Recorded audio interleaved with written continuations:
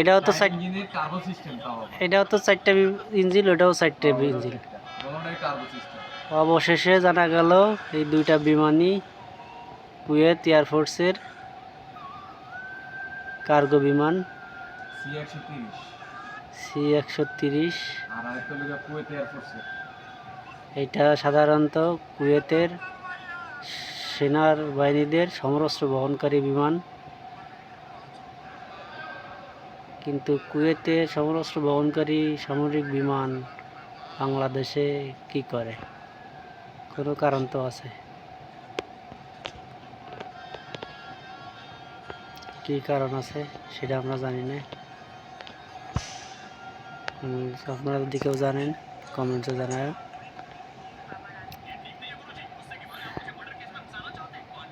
এই বিমানটা একটু ছোট। এই বিমানের ইঞ্জিন 4টা, সাথে এক্সট্রা ফুয়েল ট্যাঙ্কার আছে 4টা। আর এই বিমানটা অনেক বড়। এই বিমানেরও 4টা ইঞ্জিন, এক্সট্রা কোনো ফুয়েল ট্যাঙ্কার দেখা যাচ্ছে না। আমরা যেখানে বসে আছি এখান থেকে বিমানটা অনেক দূরে,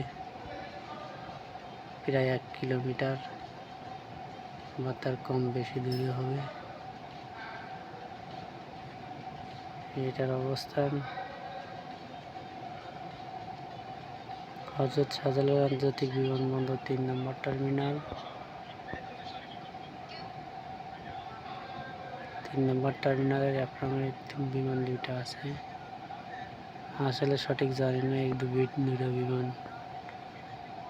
বাংলাদেশে কি জন্য এসেছে, কোথা থেকে এসেছে, কিন্তু বিমান দুইটা কুয়েত এয়ারফোর্সের। আমরা এখন দেখতে পাচ্ছি একটা বিমান নামলো, আর একটা বিমান এখনই উড্ডয়ন করতেছে দেখা যাচ্ছে।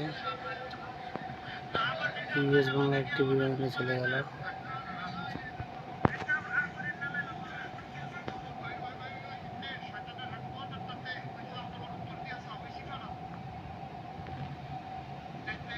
একটু পরে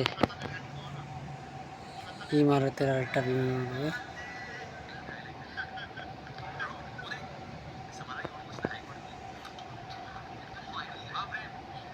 এই বিমানটা কিছু সময় পর আকাশে উড়বে